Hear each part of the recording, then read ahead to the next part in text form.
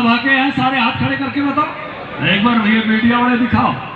Programme हो तो सारे हरियाणा से आते हैं लोग, और मेरा जब प्रोग्राम करो उस विधानसभा से बाहर का इनके वह 2-2,500 आपके समझ फोटो उतार के देख लो, न्यू के न्यू पाओगे, चाहे ऊपर ना हो चाहे नीचे। और भारतीय जनता पार्टी, आप सब लोगों ने जब मोदी जी के 9 साल हुए तो रैली की थी, 9 लोकसभाओं की रैली हुई थी। क्या फरीदाबाद वाले किसी भाई को हमने गुड़गांव में रैली बुलाया था? नहीं बुलाया। हमने कहा कि आप फरीदाबाद की कृष्णपाल की रैली में रहो, मुख्यमंत्री आए थे। गुड़गांव वालों को कहा गुड़गांव की रैली में रहो, हम और विप्लव देव जी थे, एक ही दिन में थी। और रोहतक वालों को कहा रोहतक की रैली में रहो, हमारे कानून मंत्री और मैं उस रोहतक की रैली में थे। वहां भी सेम की सेम डे थी, एक दिन में 3 रैलियां थी।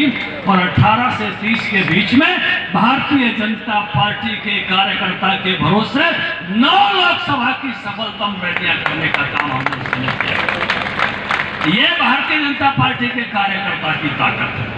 हर 15 परिवारों में से एक बुलाया है, कोई बुला के दिखाओ, न्योंदा दे के दिखाओ, क्योंकि उसके लिए नेटवर्क चाहिए।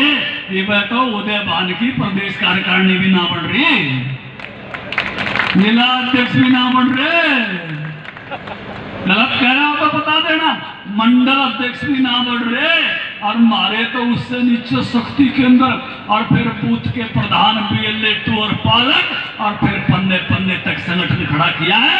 इसलिए भारतीय जनता पार्टी के देव दुर्लभ कार्यकर्ताओं को इस पहले नवरात्रि पर मैं वंदन करता हूं, अभिनंदन करता हूं, स्वागत करता हूं।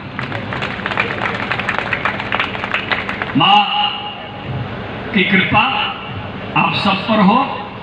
मां को याद करते हुए, या देवी सर्वभूतेषु शक्ति रूपेण संस्थाए नमस्तस्य नमस्तस्य नमस्तस्य नमो नमः। आप सबको प्रणाम करते हुए, मातृशक्ति को प्रणाम करते हुए आज के दिन की बात शुरू करता हूं। मुझे आनंद है 9 साल के कार्यकाल में मोदी जी ने सबसे अधिक किसी का ख्याल किया है तो मातृशक्ति का किया है। और मुझे ये कहने में भी कोई आपत्ति नहीं है, भारत के प्रधानमंत्री जब हरियाणा के प्रभारी थे तब उन्होंने रोहतक में एक भाषण दिया था, शिक्षा भारती स्कूल मकड़ोले, और उन्होंने कहा था कि मातृत्व ही नेतृत्व है। अगर मां के गुण आपने सच्चे अर्थों में सीख लिए तो नेता के गुण भी आपने सच्चे अर्थों में सीख लिए। और मुझे लगता है कि मोदी जी ने शायद इसलिए कहा था कि वो नेता के गुण मोदी जी ने अपनी मां में देखे थे।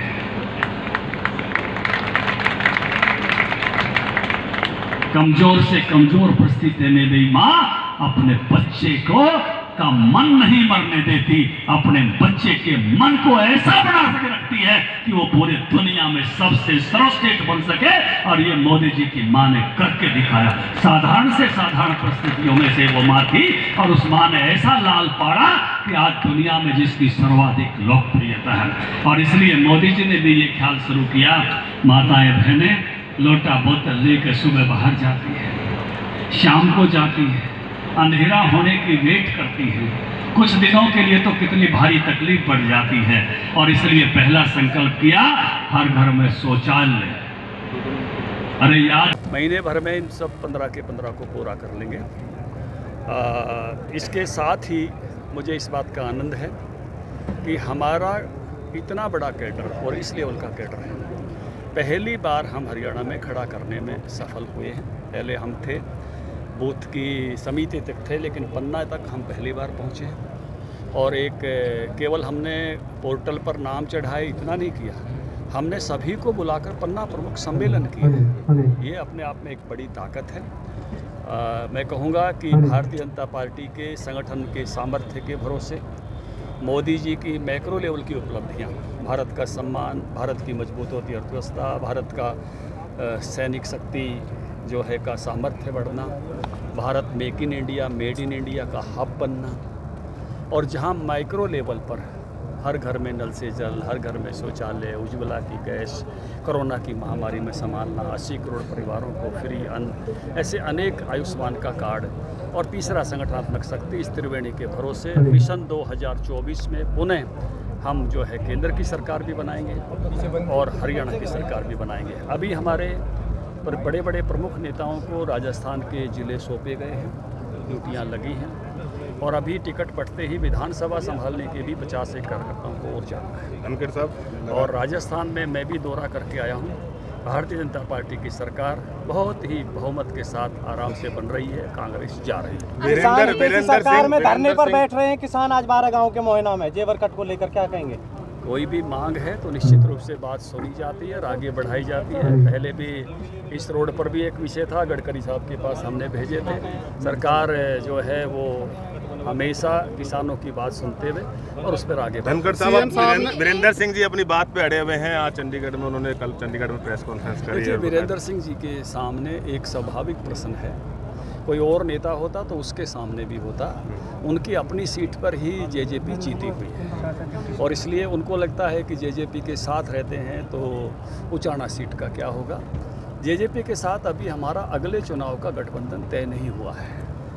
जेजेपी के साथ सरकार चलाने का गठबंधन है, उसका जब निर्णय होगा तो निश्चित रूप से हम आपके साथ भी साझा करेंगे, क्योंकि वो सब अभी सवाल भविष्य का है। यदि बीजेपी में भी बनाए गए थे ऐसे तो मुख्यमंत्री भूपेंद्र हुड्डा उप मुख्यमंत्री बनाने की बात कह रहे हैं। भाई साहब, हुड्डा जी के पास टैक्सी तो है नहीं, सवारियों का सौदा कर रहे हैं। मुद्दा ये है ना, वो खुद बनेंगे क्या नहीं बनेंगे, तो इसलिए सवाल इस बात पर है, सवाल उनके उस सामर्थ्य पर है। उप मुख्यमंत्री बनने तो हमारे यहाँ भी उप मुख्यमंत्री है, वो दिक्कत नहीं है। उप मुख्यमंत्री पद में दिक्कत नहीं है, लेकिन आप जो देने का वादा कर रहे हो, क्या आप देने के सामर्थ्य में हो? क्योंकि हुड्डा साहब अपना वोट मैनेज कर रहे हैं, क्योंकि पिछली बार जब लोकसभा चुनाव में पिता पुत्र संयोग ऐसा था कि रमेश कौशिक जी और अरविंद शर्मा से हार गए थे, तो उनको लग रहा है कि अभी चुनाव आ रहा है और चुनाव में क्या बनेगी ये हर एक नेता को चिंता होती है।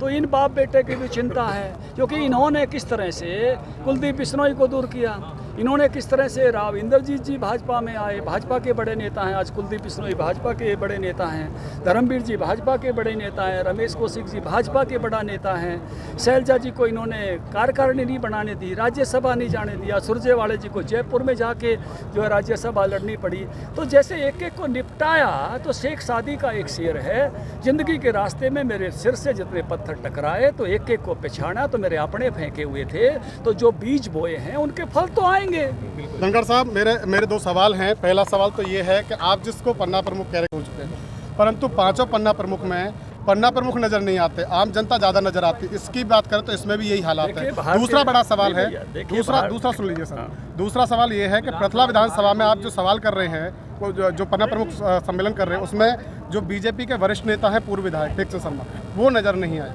देखिए, पहली बात तो ये है कि पन्ना प्रमुख जब बन जाता है, पोर्टल पर चढ़ जाता है, उसी के बाद पन्ना प्रमुख सम्मेलन की अनुमति दी जाती है। लेकिन पन्ना प्रमुख का जो कार्यक्रम है वो हमारा सबसे निचले लेवल का कार्यक्रम है, पिरामिड के मैं कहूँगा।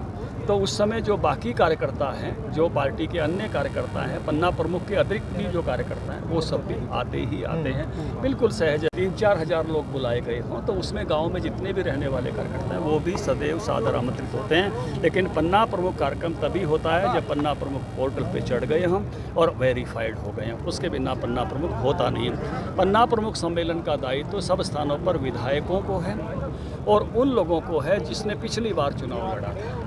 ये एक पार्टी की कार्य पद्धति और परंपरा है। तो जिन स्थानों पर पार्टी का विधायक है वहाँ विधायकों ने कराया है। जहाँ पार्टी का विधायक विजयी नहीं हुआ था तो 2019 का जो कैंडिडेट थे वही सभी पन्ना प्रमुख करा रहे हैं। ये पूरे हरियाणा की परंपरा है।